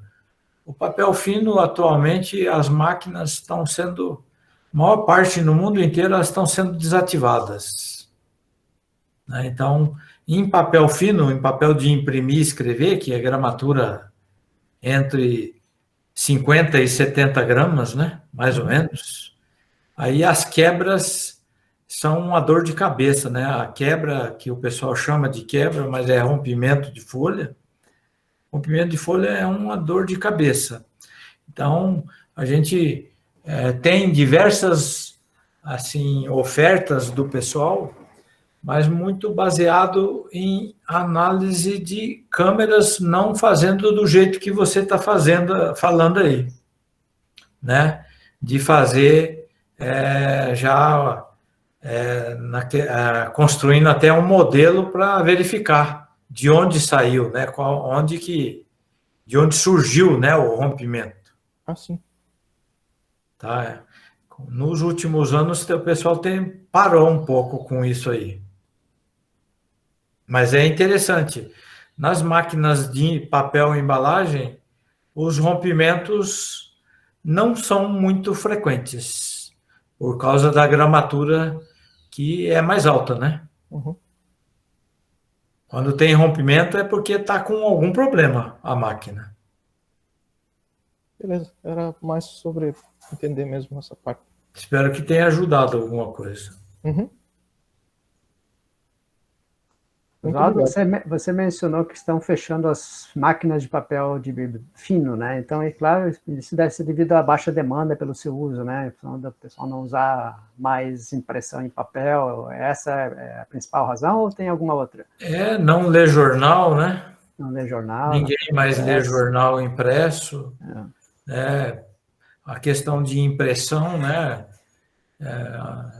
O pessoal imprime pouco, né? Então, é muito mais fácil ler, às vezes, você lê num monitor de vídeo, né? Do que você ter um papel. Aí o pessoal não quer também não tem espaço para ficar armazenando, né? Até os livros hoje, né? O pessoal tem preferido até eletrônico, né?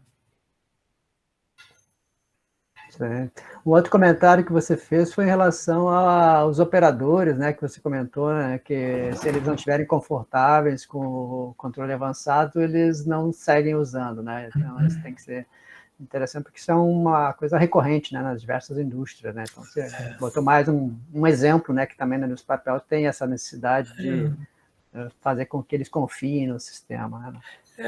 A gente tem que provar que vai ajudar, né?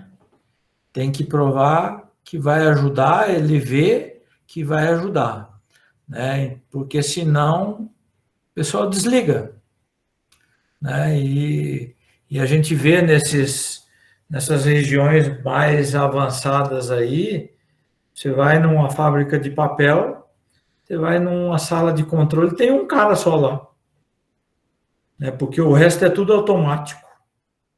Ainda o cara está lá e ainda fica quase que dormindo lá. Então, aqui ainda no Brasil, a gente tem mão de obra relativamente barata, né? Sim, mas não é esse o maior receio deles, né? No momento que fechar, eles vão para a rua? Não, mas pode até ter disfarçado, né? Mas assim, a pessoa também, assim como nos outros países teve esse problema, né? O pessoal ficava desconfiado, mas todo mundo sobe um nível, né? O pessoal vai para outro nível de conhecimento, né? Essa mensagem que tem que passar, né? Sim, é para ajudar, é para controlar o processo, vai ajudar e vai tornar a vida da pessoa mais fácil. Agora, se a pessoa também não se trabalhar num plano B para melhorar junto, né? Aí não tem jeito, né?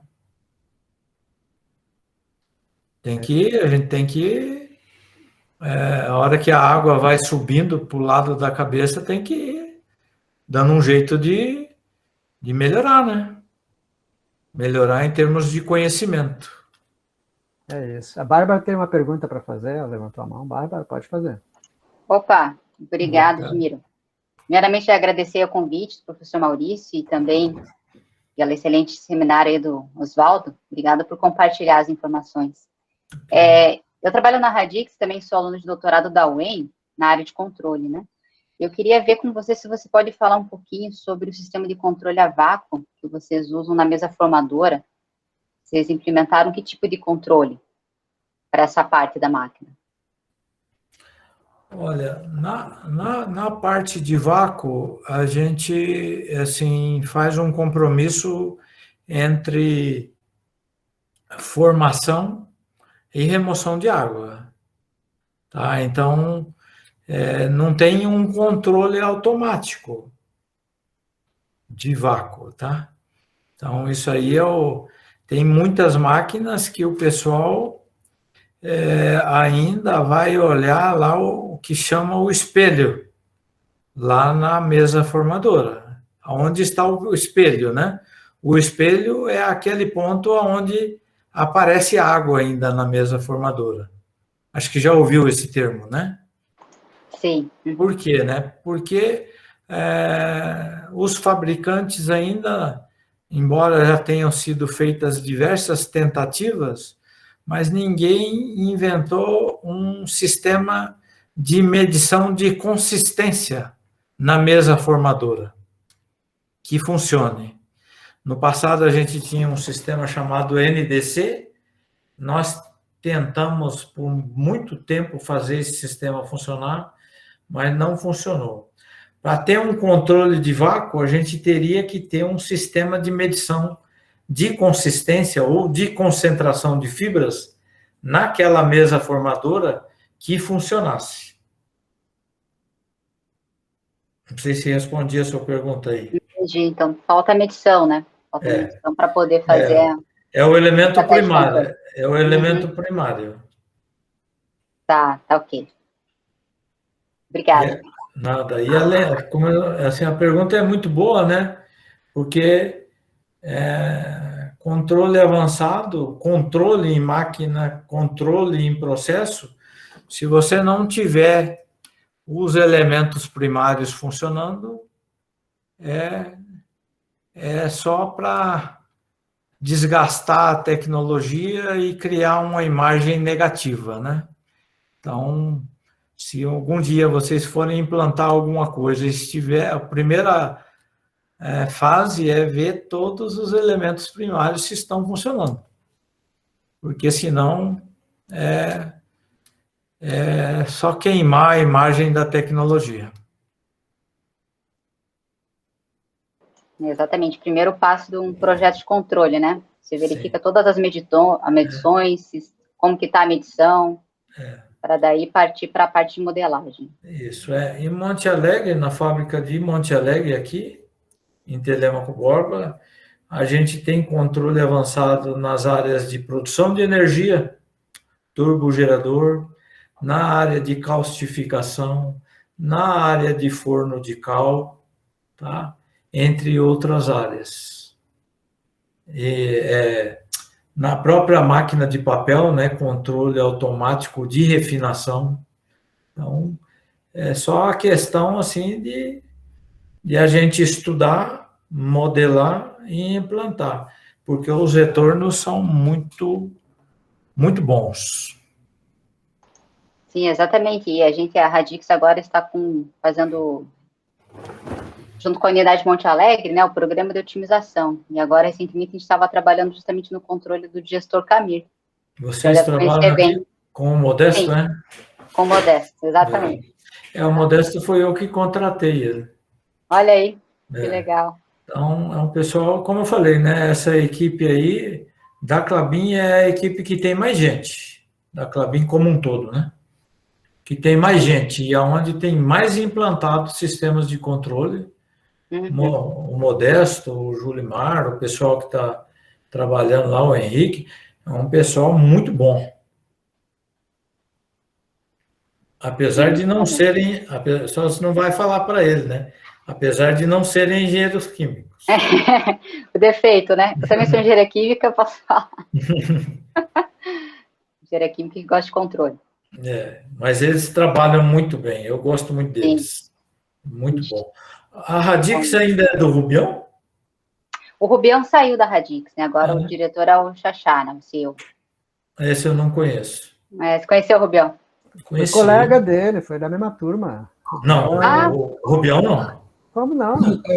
Não, o Rubião foi antes. Foi antes? Foi antes. Não. Foi antes de nós, o Rubião. O Túlio, o Rubião. O Rubião foi depois da gente. O Túlio era da nossa turma. O Marco Túlio? O Túlio, sim. O Marco Túlio, ele está como head de engenharia aqui da Radix. Eu vi uma notícia esses dias, acho que foi no LinkedIn, eu não sei onde, que ele tinha voltado aí, até vi uma fotografia dele. Ele era voltou da nossa a trabalhar turma. com a gente. E a gente está agora fazendo o projeto do balanço de fábrica lá para Monte Alegre também, desenvolvendo sistema. O Marco Túlio era muito divertido na época de estudante aí.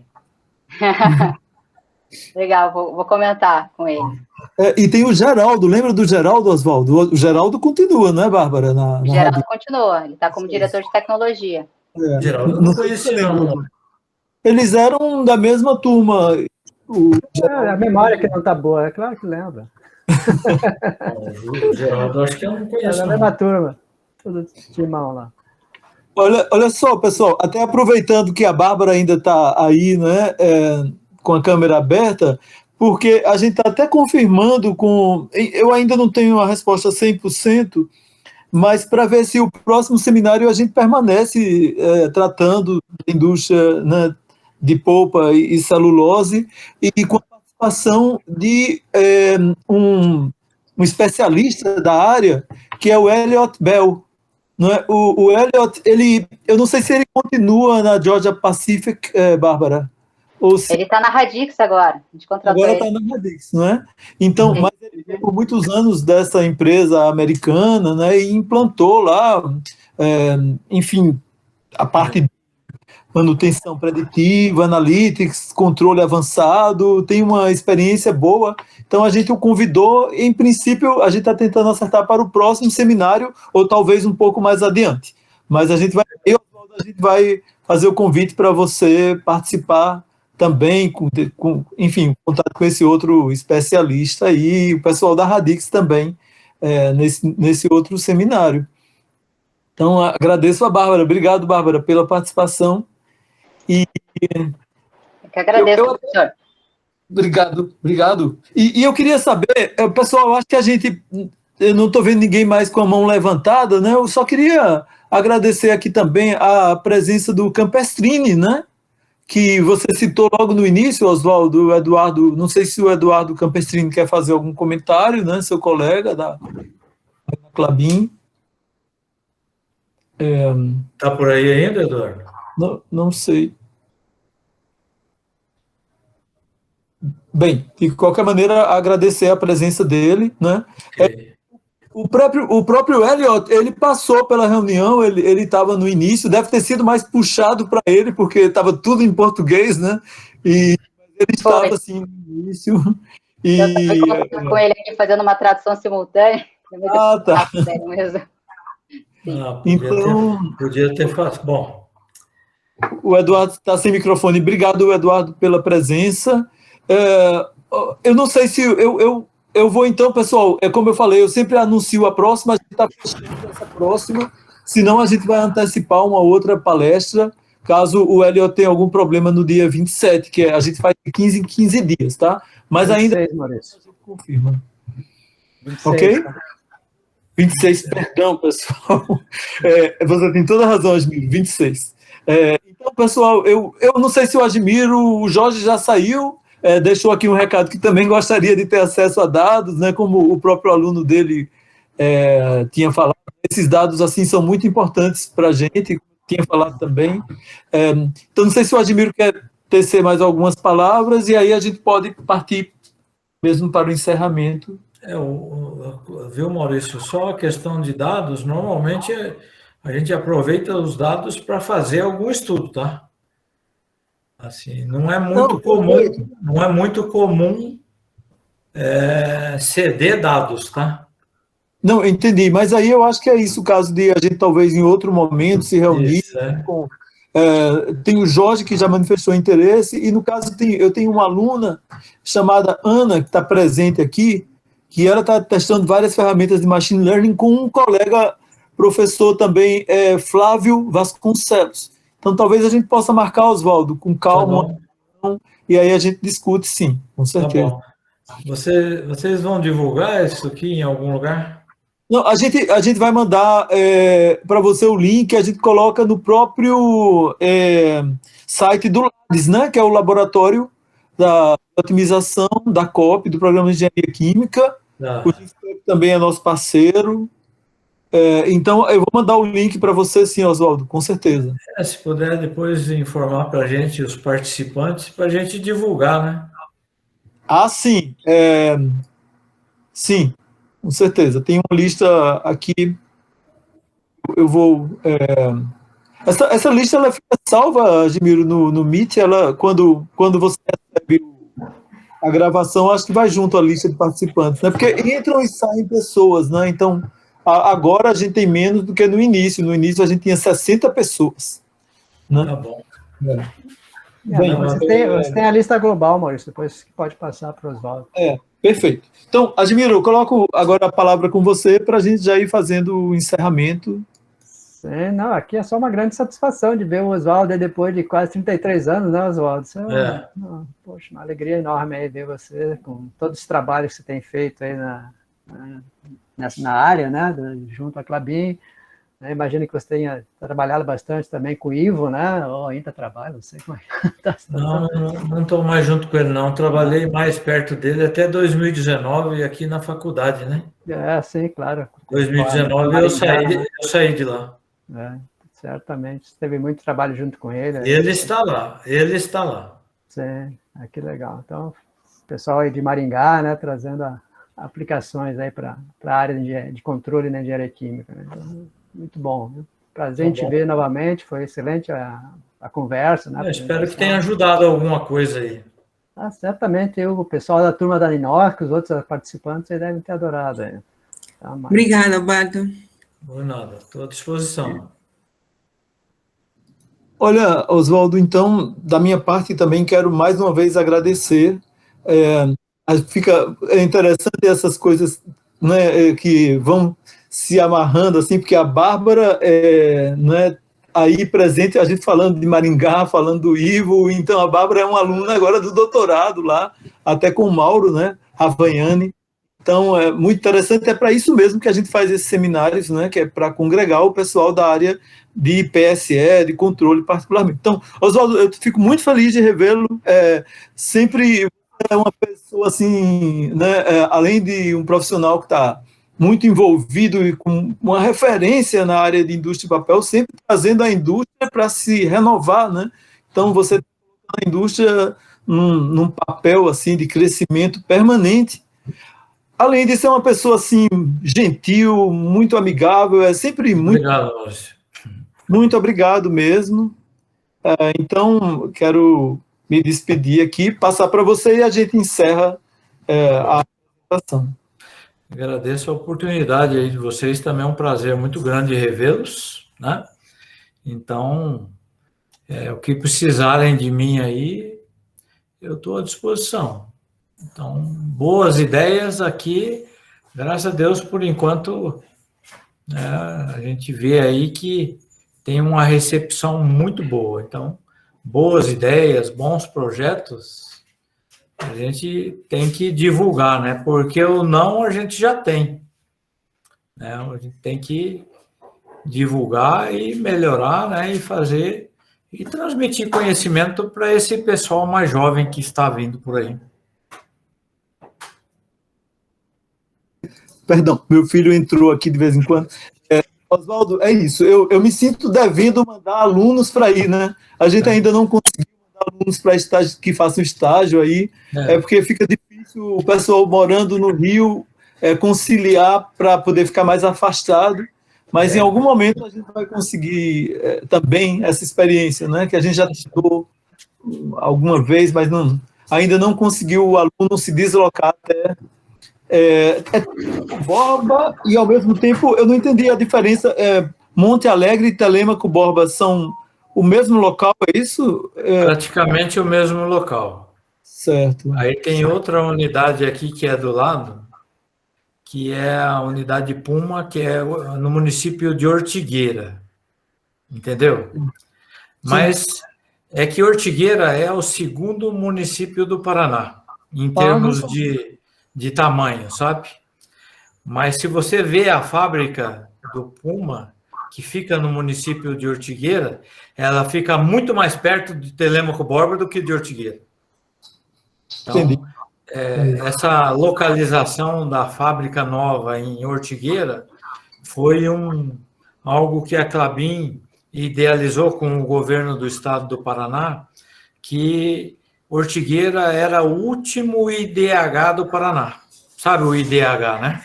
Sim. Era o último IDH do Paraná. Então, a Klabin, desde o início, ela quis colocar a fábrica, porque daí a maior parte do ICMS vai para o município de Ortigueira. Tanto que o município já mudou, né?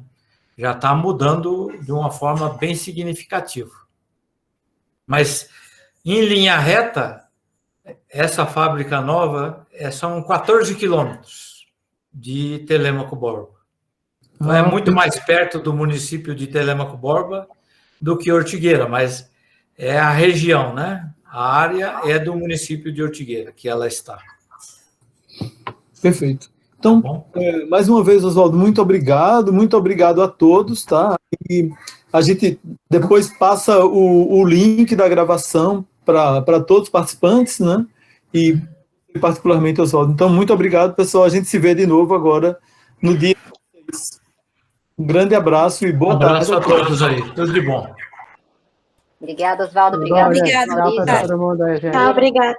Tchau, tchau. Até a próxima. Obrigada, boa tarde. Tchau, obrigado. Tchau,